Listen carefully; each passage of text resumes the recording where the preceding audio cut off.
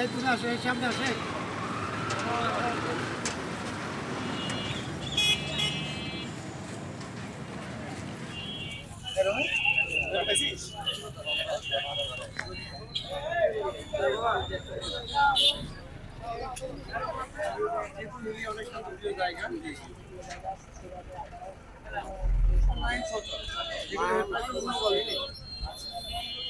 আমরা এখন পর্যন্ত যতগুলো কর্মসূচি করেছি, আমাদের যে পুলিশ আঙ্কেলরা তারা কোনো ধরনের ক্ষতি করেনি এবং তারা আজ কালকে থেকে নিজেদের কাজে ফিরেছেন। এই ব্যাপারে আমরা অনেক খুশি। আজকে আসলে এই হাকিমপুর এলাকার যে সকল স্কুল কলেজে ছাত্রছাত্রীরা আমাদেরকে ফুল দিয়ে শুভেচ্ছা জানালো, আসলে তারা অনেক আনন্দিত।